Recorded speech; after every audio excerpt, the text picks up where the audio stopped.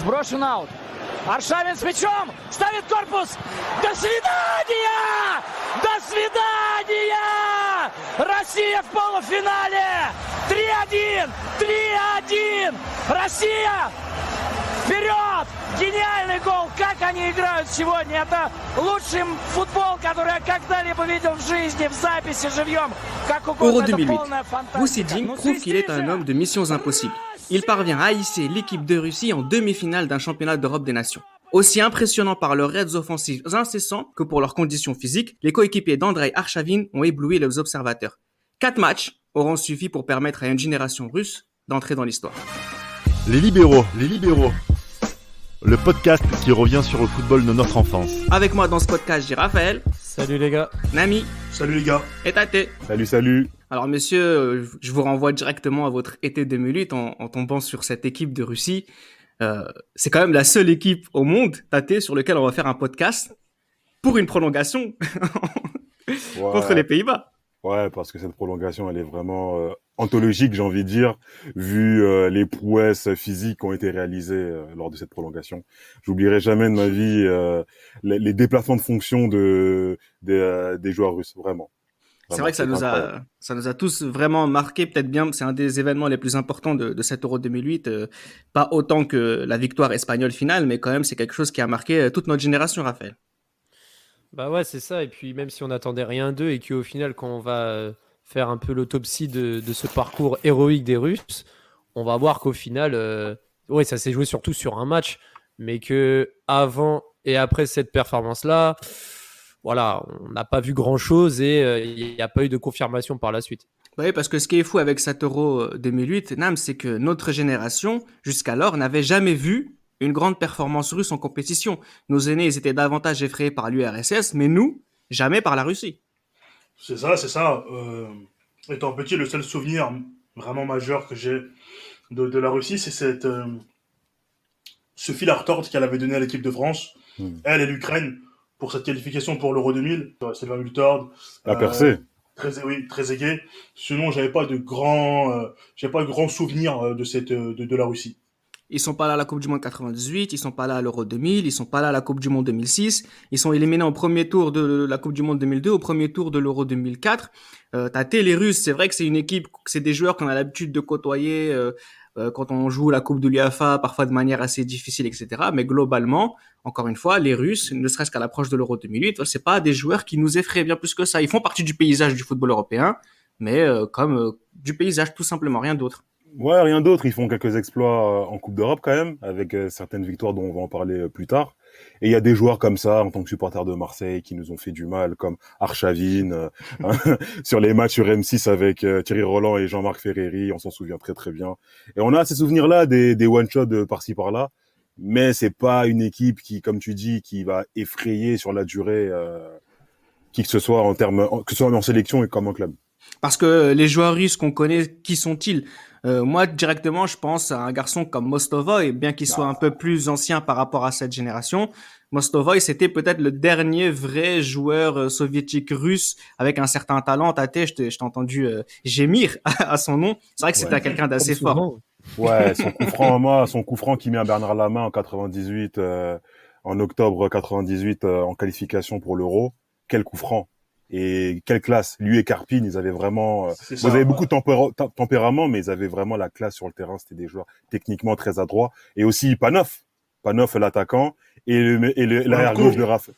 Olympo le chauve. Exactement. Et l'arrière-gauche de votre club, Igor Yanovski. Il faut pas l'oublier. Il avait une coupe. On savait pas vraiment quel poste il joue au final.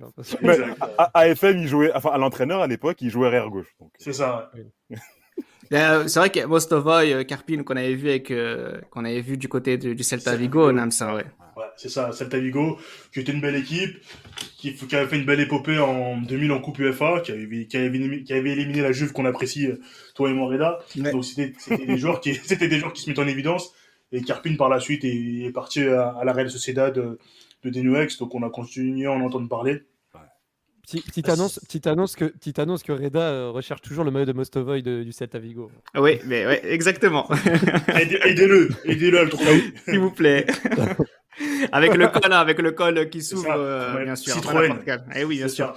Raphaël, je peux te parler aussi de Sergei Semak, que tu connais très bien, que vous connaissez très bien, c'est toi. Mais moi, je le connais pas, c'est qui? Non, c'est vrai il y a Sergueï. On connaît vraiment quelques joueurs aussi qui ont eu des interactions avec des clubs français, notamment ces mecs qui a mis 4 buts en 2 matchs, joué un triplé au parc en Ligue des Champions. Il y a aussi Dimitri Sitchev, le petit génie russe qui avait fait les beaux jours, entre guillemets, De Marseille. on va dire de Marseille sur la deuxième partie de saison 2003-2004 et voilà, il avait fait un mondial 2002 plutôt honorable. Enfin, il avait des espérances qui n'avaient pas forcément confirmé par la suite, mais c'était des joueurs qu'on avait vu passer. Puis là, comme disait Tate, il y avait le parcours des joueurs du Zénith Saint-Pétersbourg, avec notamment Pogreniak qui a raté la compétition, mais voilà, Meilleur qui a été qui a été remplacé par je répondrai pas à ces provocations, enfin, il y avait Pogreniak, mais il y avait Pavlyuchenko qui remplaçait Pogreniak justement et qui lui sortait une belle saison également en 2007-2008. Bah justement, avant de parler du Zénith 2008, on connaît aussi, je te laisse la parole, Raphaël, puisque tu en avais parlé déjà dans le précédent podcast qui parlait du CSKA Moscou et du Zénith de 2008. Par exemple, les joueurs du CSKA Moscou qu'on a découvert nous aussi en 2005 avec Akinfeev, Ignacevic, les frères Berezoutsky, Sirkov. Voilà, c'est des joueurs qui avaient crevé l'écran au milieu des années 2000.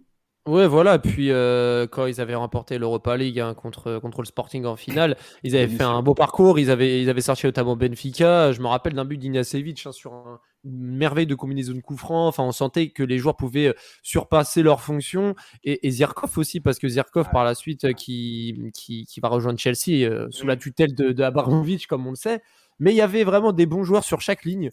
Et il y avait aussi alors on le remarque, mais sur l'effectif russe, hormis Ivan Senko qui joue à Nuremberg, tous les autres joueurs jouent dans le championnat russe. Et ça, c'est comme les Turcs en 2008 aussi et en 2000, c'est cette union, on va dire, nationale qui aussi crée une inertie au sein du jeu. Donc il y avait quelques individualités, mais il y avait la force collective qui a fait que tous ces joueurs-là pouvaient vraiment se trouver collectivement et faire la différence sur des matchs aussi importants que des matchs de championnat d'Europe. Alors, il y a les joueurs de la génération du CSKA Moscou 2005, mais aussi les hommes de la génération du Zénith 2008. Nams, avec les Denisov, qu'on verra pas à l'Euro, on verra tout à l'heure pourquoi. Anyukov, Zrianov, Malafev aussi, le gardien de but qui était censé être le titulaire pour cet Euro. Shirokov, Pogrebniak, dont vous aviez parlé, et bien sûr Arshavin. C'est ça, il y a des très bons joueurs, une belle équipe. Il y aura une Russie qui s'appuiera sur un socle du Zénith, justement, et justement, c'est une très belle équipe. On a une très belle équipe du Zénith et qui gagnera cette Coupe UEFA. Ces joueurs qui se mettront en évidence. Malgré ça, on ne va pas attendre grand-chose de la Russie pour la compétition, mais c'est vrai que c'est quand même joli à voir parce que nous, les Français, on en a entendu parler de ce Zénith en 2006. On a entendu aussi parler du CSKA en 2005 qui gagne. En 2008 et 2006, on a le Zénith. Donc on se dit, bon, il y a quelques joueurs russes qui émergent. Peut-être une génération qui va naître. Et justement, on voit des joueurs talentueux, comme tu les as cités, dont le plus connu, Arshavin, celui qui se mettra le plus en évidence, on va dire, Arshavin. Et on a des joueurs qui feront plutôt une jolie compétition. Alors là où on peut s'en vouloir de n'avoir rien vu venir, Tate, c'est qu'on a peut-être manqué de respect à Guussi Dink, parce que c'est pas comme s'il nous avait pas habitués. Il signe en avril 2006 pour objectif de qualifier la Russie à l'Euro 2008. S'il y a bien un coach qui aurait pu faire quelque chose avec cette équipe de Russie, c'est bien celui qui a fait quelque chose de grand avec l'Australie et avec la Corée du Sud. Exactement, Gushini qui confirme son statut de globetrotter après les pays que tu as cités, donc maintenant c'est avec la Russie. Mais sincèrement, en termes de mission, avec le groupe qu'ils avaient en éliminatoire, on peut se dire que quand même la mission elle est plus que compromise, parce que quand dans ton groupe tu as la Croatie et l'Angleterre, sachant que c'est les deux premiers qui passent, tu te dis que c'est une mission beaucoup plus compliquée. Mais c'est vrai qu'il a l'étoffe tout simplement pour remplir ce genre de mission. Mais pour moi, c'est une mission tout aussi difficile que qualifier l'Australie en Coupe du Monde et d'aller en demi-finale de Coupe du Monde avec la Corée. Parce que en termes de réservoir et avec les deux pays que je viens de citer, franchement, moi, je donnais pas cher de leur peau. Parce que ce qui est assez fou, c'est que, bien évidemment, si le principal pari c'était de qualifier la Russie à l'Euro 2008, ils l'ont réussi, et tu l'as très bien dit, Tate, c'était pas gagné d'avance, parce qu'il y avait aussi Israël, Macédoine, Estonie et l'Andorre dans ce groupe de qualification. Ils ont failli ne pas y aller, les Russes, Tate. On sait pourquoi ils y sont allés. Ils y sont allés parce que les Anglais ont merdé Bah, ils ont battu les Anglais, tout simplement. Ils ont battu les Anglais. Après les avoir, Ils ont s'être fait gifler au match aller à Wembley 3-0. Et ils doublé de gagnent McIlroy. ouais, doublé de McIlroy et un but de Rio Ferdinand. Très, très, très grand défenseur. Mm. Et, se qualifier avec un point d'avance sur Israël et sur l'Angleterre. Et ça se joue à quoi? Ça se joue à ce fameux match en Russie où ils gagnent 2-1 et avec ce penalty provoqué par Rooney et cette fin de match complètement hallucinante où ils arrivent à marquer ce second but et décrocher le ticket pour aller à l'Euro. Mais ça s'est vraiment joué à un point. Alors il y a justement ce doublé de Pavlyuchenko contre l'Angleterre qui répondait à Wayne Rooney. Il y a aussi cette défaite contre Israël qui aurait pu les éliminer. Mais sur la dernière journée, Raphaël, il y a la Russie qui bat 1-0 à Andorre. Et puis surtout, vous avez la Croatie qui bat l'Angleterre qui ne va pas se qualifier à l'Euro 2008. Finalement, le tremblement de terre de la non-qualification anglaise, c'est ce qui permet à la Russie de passer pour la suite. Ouais, c'est vrai que cette fin de parcours était assez compliquée pour les Russes. Ils commençaient à battre de l'aile sur les avant-derniers matchs et ils battent difficilement Andorre 1-0 pendant que les Croates, l'Angleterre perd à domicile contre les Croates 3-2. Moi, j'ai encore ce souvenir de ce tacle de Sol Campbell. Je savais que t'allais rigoler de ça, je le savais. Mais il était cuit, le pauvre. Il a fait un tacle Lui et sur les Scott dans l'axe, c'était compliqué. Mais oui, c'est vrai que l'Angleterre, le contre-coup de 2006, avant l'échec entre guillemets de 2010, au final, quand on prend du recul, c'est pas si étonnant que ça, mais ça a permis aux Russes de se hisser en phase de poule. Et très franchement, moi clairement, les Russes, j'attendais vraiment rien d'eux et je sais pas pour vous, mais je sais pas, j'arrive toujours pas à comprendre aujourd'hui comment ils ont pu faire une demi-finale d'Euro avec ce qu'ils ont montré. Non, mais Raphaël, ils font un très bon match. La seconde mi-temps, en plus, c'était sur D8 à l'époque, le match Russie-Angleterre. La deuxième mi-temps, franchement, ils sont bons. La deuxième mi-temps, ils sont au-dessus et ils méritent de battre l'Angleterre. Ouais, mais bon. L'Angleterre de Steve McLaren. Ouais. Juste pour rejoindre Raphaël sur ce qu'il dit dans le peu de données que nous avons, nous, pour essayer d'imaginer la Russie faire un si beau tournoi, c'est que la préparation n'est pas si facile aussi que ça. Pourquoi? Parce que vous avez parlé de Pogrebeniak, qui est la révélation de la Coupe de l'UEFA 2008, qui va être remplacé par Pavlyuchenko, qui est très connu des Russes, ça lui est déjà arrivé de finir meilleur buteur du championnat russe, et c'est aussi lui qui met des buts importants avec Kerzakov, qui ne sera pas à la liste, mais qui met des buts importants pour les qualifications russes. Mais voilà, quand tu sais que Pogrebniak est blessé, Nams, que tu sais qu'un mec comme Denisov, qui est un joueur important du Zénith, qui dit qu'il veut pas venir parce que il est blessé, mais qu'il veut pas être dans la réserve, etc. Tu te dis que voilà, il travaille pas dans les meilleures conditions possibles. Guussi Dink, sachant aussi qu'Andrei Arshavin va être suspendu pour les premiers matchs aussi de la compétition. Donc, il y a beaucoup d'éléments qui font que, oui, Guussi Dink, il commence à envisager les choses de manière difficile. C'est ça, hein, ça promet pas un bel Euro. La préparation est compliquée quand t'as des joueurs qui choisissent, qui disent qu'ils sont blessés alors qu'ils n'ont pas vraiment envie de venir s'ils ne sont pas assurés d'être titulaires. Bah, tu sens que ça met une ambiance assez étrange. Et c'est compliqué pour un sélectionneur justement de travailler à un groupe qui n'est pas totalement motivé, mais par la suite il arrivera à remettre le groupe dans le sens de la marche avec les matchs de préparation. Et justement, on se demande qu'est-ce que fera la Russie, quel est l'objectif, est-ce que ce sera de ne pas être ridicule, ou bien essayer de au moins prendre des points et peut-être par miracle sortir de la poule. Ils ont eu de la chance d'avoir cette poule-là quand même. Ils ont eu de la chance. Hein. Elle n'est pas facile la poule, Raphaël. Russie. Regarde les autres poules et tu fais vite la comparaison. Regarde la poule de la France. Mais ok. C'est vrai. Mais, mais là tu parles directement de la poule de la mort. Mais là, quand tu as le tenant du titre et la Suède, c'est une bonne équipe, la Suède. Hein. Non, mais le tenant du titre, c'est la Grèce. Mais regarde, déjà, ils tombent dans aucun pays qui accueille la compétition. Et la quatrième poule, alors je l'ai plus en tête, mais dans tous les cas, celle-ci, je trouve, c'est la plus aisée pour une équipe justement qui vise une deuxième place, parce que l'Espagne, c'est l'Espagne, mais la Grèce, on savait que la Grèce, voilà, et la Suède, on savait très bien avec Zlatan, etc., les histoires qu'il y avait eu, tu savais très bien que tu pouvais les frapper. Dès 2008, on savait déjà que Zlatan, il allait être non, c'était le mondial 2006 a laissé des prémices quand même. Non, mais quand même, moi, je voyais quand même la Suède passer. Bah oui, attends. Oui, Zlatan, meilleur joueur en Italie à l'époque. Larsson est encore présent. T'as Ljungberg qui est encore là. Olof Mellberg qui a côtoyé le club de Reda et de Nams. Quand même. Non, mais franchement, tu regardes les autres. Et en plus, Elmander je me rappelle- Elmander qui qualifie Toulouse en Ligue des Champions dans le plus grand championnat du monde. Attends, quand même. Kim Kallström. Ouais, Portugal, République tchèque, Turquie, Suisse, la poule A, Croatie, Allemagne, Autriche, Pologne, c'est pas moins fort, hein. Surtout qu'il y a des pays qui organisent. Enfin, je trouve que celle-ci c'était la plus ouverte le quand même. groupe B, Croatie, Allemagne, Autriche, Pologne, quand même.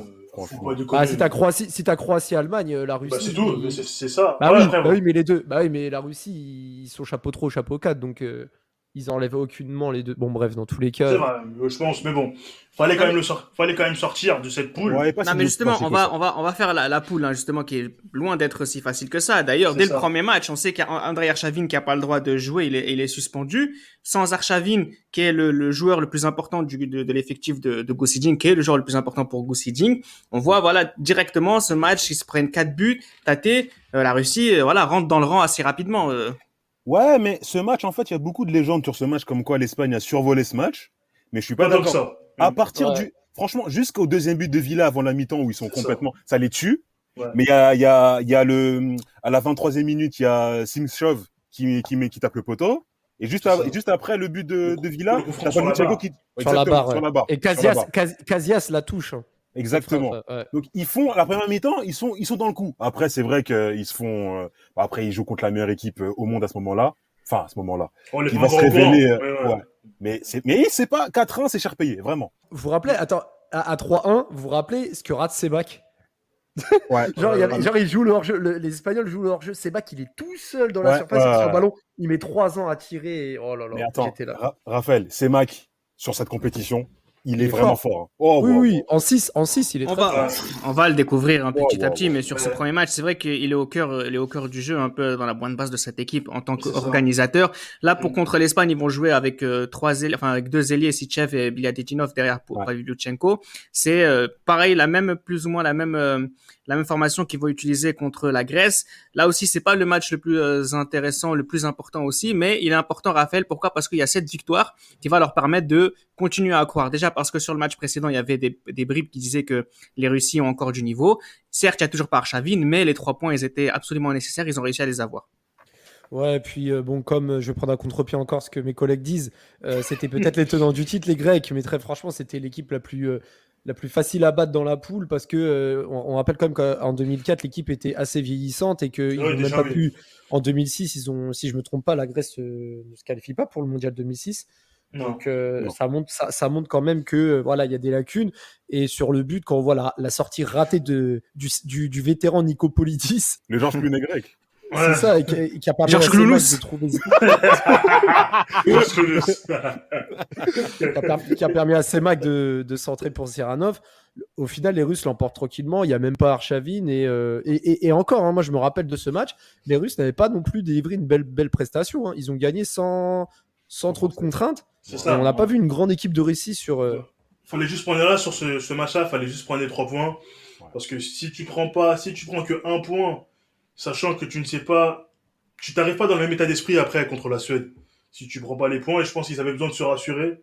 Et quand tu sais qu'après, justement pour ce match clé, tu récupères ton meilleur joueur, bah je pense que ouais, tu abordes ce 3e match derrière dans la meilleure manière possible. Tu l'abordes comme un 8e de finale, tout simplement. Voilà, Absolument. c'est ça. Voilà, C'est- justement. c'est- Alors, ce faux 8e de finale qui va se jouer contre la Suède, un 8e de finale de Coupe du Monde quasiment.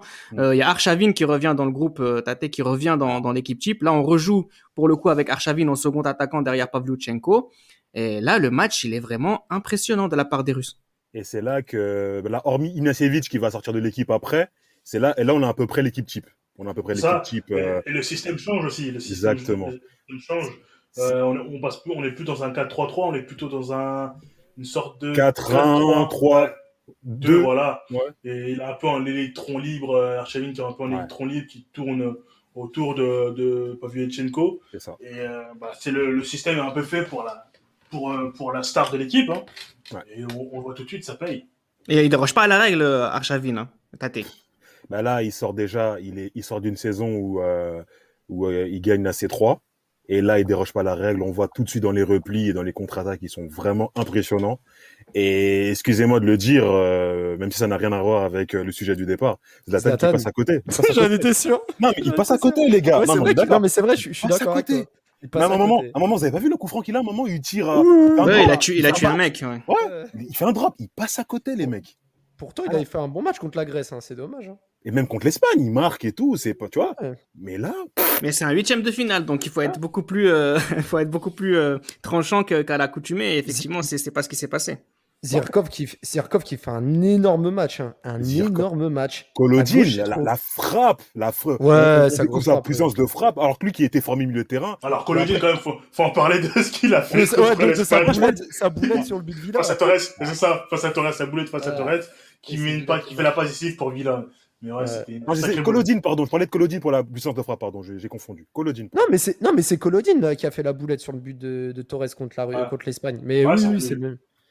Mais c'est un milieu de terrain de base, hein, c'est pas un Ouais, défenseur. c'est un milieu de terrain. Je me rappelle, Mmh. Kolodjin, c'est un joueur que j'ai beaucoup aimé et je l'ai rencontré aussi sur cet Euro. Je vous dirai tout à l'heure quels joueurs vous ont le plus marqué. Et moi, Kolodjin, après ce tournoi-là, je le mettais dans dans tous mes jeux, que ce soit PES ou que ce soit les différents matchs à l'entraîneur, je le mettais toujours dans mes équipes. C'est vrai qu'il a une très grosse frappe. Il a plusieurs fois touché les montants, les Russes, hein, sur ce match-là. Donc, ils finissent par passer devant les Russes, hein, ils les battent 2-0. Et ils se qualifient donc pour les quarts de finale de l'Euro. Là, c'est contre les Néerlandais, Raphaël. Là, pour le coup, on se dit, bon, ils en ont pris 4 contre l'Espagne. On pense pas forcément à la manière dont s'est déroulé le match. Ils se sont qualifiés contre une Grèce faible et une Suède qui est passée à côté. On commence à être habitué par la Suède qui passe à côté. Là, normalement, si tout va bien, ils devraient rentrer dans le rang, les Russes. En fait, avant ce match, moi, quand j'ai vu la prestation des Néerlandais dans la poule de la France et l'Italie, forcément, tu te dis les Pays-Bas, c'est les favoris numéro 1 pour gagner, etc. Mais tu sais qu'avec du recul, tu te dis quand même qu'il y a des failles du côté des Pays-Bas défensivement. Et le fait que Arshavin revienne contre et Aitinga, tout ça. Mais quand Arshavin revient contre la Suède et comment il a fait mal sur les côtés, tu te dis que avec lui et Pavlyuchenko, et si les Russes arrivent à bien tourner, ça peut vraiment faire mal. Raphaël, franchement, on va parler honnêtement maintenant, parce que là, c'est avec le recul. Mais avant le match, tu te dis ça avant le match? Non, justement, c'est ce que je te dis. Moi, je pense au 5-0. Match. Merci Reda. Mais avant le match, tu n'y penses pas. Mais avec du recul, tu te dis, ah ouais, quand même, mais c'était pas si étonnant que ça de voir. Voilà, c'est une fois que le score se termine, on se dit, ah oui, effectivement, c'est pas si étonnant que ça. Nous, c'était... Parce que les Russes, ils ont dominé. C'était il y a plus de 10 ans, nous, aujourd'hui, à date d'enregistrement, on sait que régulièrement, les Néerlandais nous trahissent, surtout cette génération-là. Donc, c'est facile avec le recul. Mais sur le moment, c'est compliqué, hein. C'est ça, il faut parler je crois, de ce qu'avaient fait les joueurs néerlandais la veille. Ils étaient sortis la veille du match, je sais plus si c'était parti au casino ou quelque chose du genre. Ils étaient sortis la veille du match, et justement, ça c'était, justement, après, je pense que les gens en ont parlé, ça a fuité parce qu'ils se sont fait éliminer.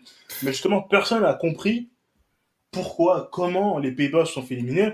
S'il y avait la possibilité d'aller au bout, c'était plus ou moins cette année-là. Ils sont un peu passés au travers. On a eu quand même des Russes très entreprenants. Un peu beaucoup. On a eu des Russes très entreprenants. Et en plus, en face, dans la sélection d'en face, ils ont leurs compatriotes. Oui. Donc, c'est un peu compliqué pour eux. Mais voilà, la Russie, ils ont été très surprenants. Ils ont fait beaucoup de tentatives. Et moi, il y a un but qui m'a surpris dans ce match. Je sais plus qui est le numéro 2 hollandais, si c'est Hoyer ou Heitinga. Hoyer. Voilà, c'était un bug façon FIFA, un bug façon Club Pro. Et donc, il y a un ballon en profondeur qui va dans la direction d'Arshavin. Et tu vois le défenseur qui va vers lui, mais il hésite. Il va vers lui, et puis il se retourne. Et t'as Arshavin qui finit entre les jambes qui tire entre les jambes de Van der Sar. La fin de corps qui fait Arshavin aussi sur son. C'est ça. C'est pour ça qu'Hoyer, je sais plus trop comment il s'appelle, où il habite. Mais c'est vrai que ce type de but, tu peux pas vraiment te prendre ce but-là en quart de finale d'un Euro. Dans le championnat d'Europe des Nations, tu peux pas te prendre ce type de but. En fait, t'as pas le droit de tomber dans une feinte aussi prévisible. C'est ça. En fait, elle est tellement téléphonée, sa feinte, que tu peux pas rester comme ça sans rien faire, comme si c'était imprévisible. C'est ça. Et après, voilà, c'est avec une telle défense, dans la défense, tu vois la défense, Van Bronckhorst, Mathiesen, Hoyer et Boularouz, il y en a qu'un qui est rassurant, entre guillemets, Et c'est le plus vieux. Voilà, c'est ça, c'est Van Bronckhorst. Le reste, voilà, quoi, c'est fini l'époque de Bourg, c'est fini les Stam. Il faut renouveler, mais là, c'est des défenseurs trop moyens. Donc, bon, la Russie a fait un énorme match. Hein. Oui, oui, mais Nams, excuse-moi de te dire ça, mais c'était les mêmes défenseurs qui ont joué contre la France et l'Italie. C'est vrai. C'était les mêmes. Après, c'est vrai. Mais bon, on va être honnête. Moi, c'est ça que j'arrive pas à comprendre. Hein. C'est vrai. Après, avec du recul, parce que on avait une France qui, bon, on savait pas trop quoi attendre. Hein. 2006, ok, t'as plus ou moins les mêmes joueurs. Certains joueurs sont partis. On sait pas trop quoi attendre de la France. Bon, on a vu. L'Italie, c'est un peu pareil. Il y a des joueurs un peu moins bons. On a l'après Calciopoli, on sait pas trop comment ça va se passer. Après, offensivement, les Pays-Bas ont réussi, voilà, des choses. Mais contre la Russie, c'est incroyable le rythme qu'a mis la Russie. C'est l'humain à des moments. C'est ça. Justement, on va parler de ça maintenant parce que c'est vrai que Sergei Semak a mangé aussi le milieu de terrain. Enfin, il a été très à l'aise dans ce milieu de terrain. Saenko, Semchov, Zirianov aussi qui vont être titulaires à chaque fois depuis le début, comme Anyukov à droite et Zirkov à gauche. Ce qui est assez fou dans ce match-là, Tate, c'est ce que je disais tout à l'heure quand on a commencé à faire ce podcast-là, c'est que c'est ce match-là qui fait rentrer la Russie dans l'histoire parce qu'ils nous ont offert une prestation physique. Puisqu'on là, je le rappelle, on va dans les prolongations sur ce tournoi-là. Les 10 dernières minutes de la 120e minute, jusqu'à la 120e minute, on avait l'impression qu'on était en première mi-temps pour les Russes. Hein, c'était incroyable. C'est étrange, parce que ça fait penser quand même à ce qui se passera 10 ans plus tard. Non, mais le nombre d'occasions qu'ont eu la Russie lors des prolongations, le dépassement de fonction, c'est Anyukov, Zirianov, les mecs du Zénith, c'était impressionnant. Et moi, j'avais jamais vu une équipe en prolongation courir autant. Jamais. Mais même en première mi-temps, t'as plus de force qu'en début de match, quoi. Tu te demandes. Même en début de match, ils ont eu beaucoup d'occasions, les Russes. Hein. Pour finir avec Tate, je te donne la parole tout de suite, Tate, excuse-moi, c'est juste pour dire que ce qui est assez fou avec cette équipe de Russes, c'est qu'effectivement, il y a ce physique qui est incroyable, qui leur permet de continuer les raids offensifs, parce que ce qui est marquant, c'est ce qu'on a vu contre la Suède et c'est ce qu'on a vu contre les Pays-Bas, c'est que sur ces deux matchs-là, ils ont peut-être eu 15 occasions franches. Mais complètement. Et en plus, à des moments, Inasevic, il est monté un moment. Ignacevic est monté. Je sais pas si à un moment Ignacevic il a sollicité le. Non, mais c'était une prouesse technique, c'était une prouesse physique impressionnante. Et Guicidink, voilà, on a les rumeurs, les juifs relatés, la Landrologne. Et là, les rumeurs, ils commencent à poindre côté la Corée du Sud en 2002. Et bien évidemment. Même les joueurs des Pays-Bas, les Davids, les Stam qui ont été pris par la patrouille avec la Landrologne. Ils ont été même suspendus pour dopage. Et le mot en 6 lettres, tu peux le dire, Tate, le mot en 6 lettres qui commence par un D, hein, tu peux. Je te laisse le dire parce que vu que tu continues, tu fais. Non, mais... la drogue. Je savais que tu voulais que je le dise.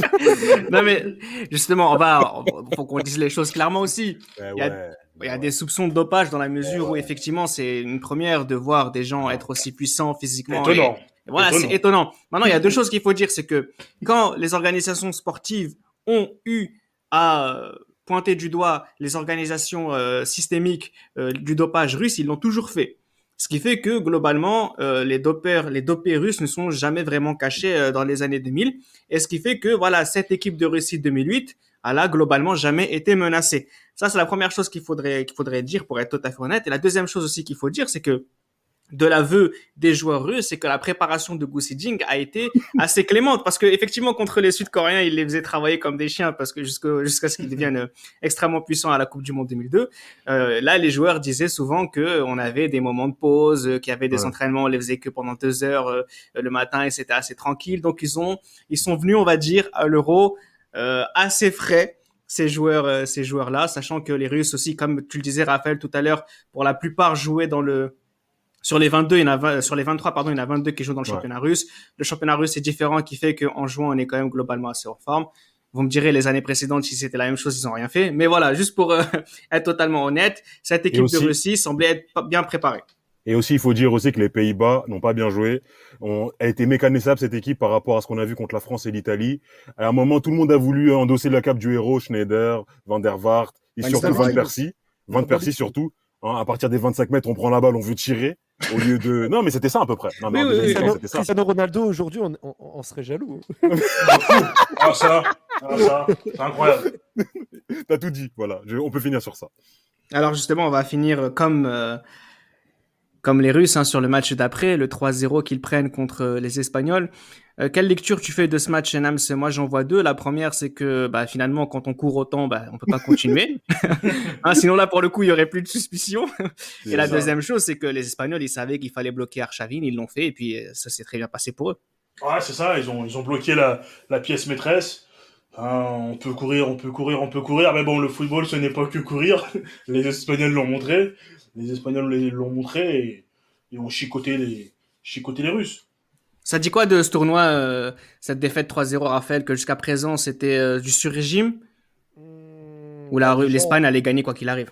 déjà c'était le début de la dynastie espagnole et franchement, au niveau du jeu, c'était vraiment incroyable. On rappelle quand même que Fabregas commence ce match sur le banc et remplace David Villa qui sort sur blessure après avoir tiré un coup franc et s'être Ouais. plaqué. Et Fabregas qui va être décisif sur le premier but, sur le deuxième but. Il va marquer le premier, il va couper un centre, il va faire la louche magnifique pour Guiza. Et bon, le troisième but, c'est David Silva. Mais en tout cas, on voit que les Espagnols ont un effectif énorme avec David Silva, Iniesta et toute l'armada. Donc déjà, à ce moment-là, ils étaient beaucoup moins crevés que les Russes. Et puis, bah, on ne connaissait pas encore ce football de possession. On va dire que les Russes n'étaient pas prêts à ça. Leur seul fait d'arme avec Arshavin vraiment électrique devant a été muselé. Donc en fait, l'Espagne était au-dessus sur tous les compartiments du jeu et l'a démontré. Et au final, ce score-là est tout sauf illogique. Et c'est pas un hasard qu'ils explosent en deuxième mi-temps. C'est pas un hasard que Oui. c'est 0-0 à la mi-temps et qu'en deuxième mi-temps, ils en prennent 3. Et Oui, souvenez-vous voilà. même, Arshavin qui passe à côté, Arshavin qu'on commençait à parler, souvenez-vous à l'époque, du Ballon d'Or, hein, clairement, Ouais, parce qu'il oui. avait fait C3, on se dit s'il gagne l'Euro, pourquoi C'est pas. ça. Je crois qu'il est Et quoi, là, sixième ou ouais. septième Ouais, du il y Ballon d'Or avait, 2008.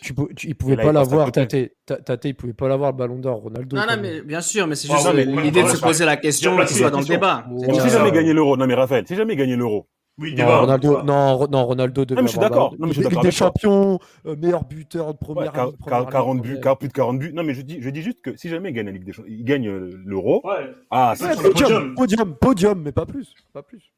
Impossible. Mais bon, c'est vrai Ça qu'il m'aurait rentrait pas, dans ça l'idée. m'aurait pas dérangé qu'il lui donne, hein. Mais en tous Ouais. les cas, c'est pas un hasard qu'en deuxième mi-temps ils explosent. Et on a clairement vu les limites des Berezouski, des Anyukov, C'est ça. Zirkov qui Courageux. montait. C'est Ouais. ça. Courageux, Surtout, volontaire, mais voilà. en plus, Berezouski, il était pas avec son jumeau. Non, c'était compliqué. C'était compliqué. Alors justement, on a vu finalement le vrai visage entre guillemets des Russes. Alors c'est pas un visage ingrat, hein, c'est réussir à partir en demi-finale et perdre contre cette équipe d'Espagne n'a rien d'insultant. Cette équipe, c'est une génération aussi qui aura su faire le parcours bah, de sa génération justement. Si on fait un bilan rapidement de cette compétition, tu vas garder quoi à l'esprit, Raphaël, de ces Russes? Et ça va être cette jeunesse entre guillemets, cette nonchalance aussi, ce physique impressionnant. Franchement, c'est dur. On va dire ce match héroïque contre les Espagnols, mais quand on connaît le contexte, euh, franchement, je retiendrai rien de très glorieux à leur égard, si ce n'est un grand match contre les Espagnols, contre les Néerlandais, pardon. Parce que quand tu fais le bilan, il y a quand même 2 raclés reçus par les Espagnols, une victoire étriquée contre les Grecs et une belle victoire contre les Oh. Suédois, une belle victoire Oh. contre les Suédois, mais un bilan honorable. Mais quand tu connais les conditions et ce qu'on a vu en quart de finale, moi, ça, comme on dit, quand il y a un doute, il n'y a pas de doute. Et ils m'ont pas fait bander, comme dirait un certain consultant qui est présent parmi nous. T'as bandé ta tête? Pardon? Non, mais non, non. Mais disons que quand même, ce qu'ils font contre les Pays-Bas, au-delà du physique, dans les combinaisons, dans les Bah oui. replis, dans la façon dont ils se déploient, c'est ce qu'on voit à peu près de nos jours dans certaines équipes qui jouent dans le nord de l'Angleterre et qui jouent en rouge. Et quand même, je me dis qu'ils étaient quand même avant-gardistes de certaines choses. Mais C'est-à-dire avoir la faculté de savoir tout faire partout. exactement. Et c'est les principes même de Lewandowski avant, dans les années 80, avec le Dynamo de Kiev, avec l'URSS. Vraiment, ce multitâche se déployer. Et malheureusement, ils n'avaient pas tout le temps le talent de finir les actions. Mais quand même, c'était beau à voir. Bon, même si Raphaël a un peu raison par rapport aux suspicions de dopage. Mais je vais retenir quand même cette faculté à faire ce qu'ils ont fait, malgré tout. Tu vas retenir quoi, Nams? Ouais, leur débauche d'énergie. C'est leur débauche d'énergie. Parfois surnaturelle, hein. Mais Ouais, ouais. ils se sont battus en équipe. Ils se sont battus en équipe. Et bon, le match contre les Pays-Bas, c'est vraiment ce qui est marquant. Parce que jusqu'à présent, je ne comprends pas comment les Pays-Bas ont pu réussir à perdre ce match. Ils étaient favoris, ils avaient tout, plus ou moins pour les... Au moins en finale, peut-être pas aller en On est finale, d'accord, bien sûr. mais ils se sont viandés comme des... Non, mais j'espère que nos auditeurs, qui nous écoutent depuis maintenant 3 saisons, presque 200 épisodes, savent à quel point les Néerlandais sont l'équipe traître numéro 1 de notre génération. Et s'il faut rester, il faut garder un bilan derrière les Anglais quand même. Derrière les Anglais, avec les Anglais, je dirais plutôt, parce que bon, des équipes comme ça qui sont capables de même pas se qualifier en Coupe du Monde alors qu'ils ont la meilleure génération de l'histoire. Mais bon, ça c'est un autre sujet, on l'a déjà traité. C'est des carbas. Non, il faut le dire. Je ne sais pas ce que ça veut dire. Là, ça veut dire que c'est des filles de pas très gentilles. Ils ont pas pris assez d'atoté. Des filles de joueurs. Non, juste on va terminer le podcast avec peut-être s'il fallait citer un joueur que vous retiendrez de cette compétition. Moi, c'est Kolo Djinn, parce que j'ai envie de faire le mec différent. Mais c'est vrai que on n'a pas parlé d'Akinfeev aussi, qui à ce moment-là aussi, qui fait une très belle compétition et qu'on espérait voir ailleurs. Bon, il a jamais quitté son club. Sauf au crack. Dans les jeux vidéo, ah ouais. Ah ouais, toujours. Ah, il faut le prendre. Il a la Chelsea normale. Oh là. C'est l'un des meilleurs gardiens du monde, dans les jeux. Ouais, bien sûr. Ah, mais voilà, est-ce qu'il y a un joueur, Tate, que tu vas retenir par-dessus tout de cette compétition? Arshavin, parce que, aussi pour la compétition, pour ce qu'il va faire après, parce que quand même, les 2 saisons qu'il va faire à Arsenal, enfin, un an et demi plutôt qu'il va faire à Arsenal. Quadruplé! Ouais, c'est trop. Non, mais le but qu'il met, le premier but Arsenal, il est sur la ligne de touche, il arrive à dribbler un joueur, sur la ligne de touche presque, et finir. Non, il avait vraiment des moments de grâce, Arshavin, et dommage qu'ils soient un peu feignants parce qu'il aurait pu faire une meilleure carrière.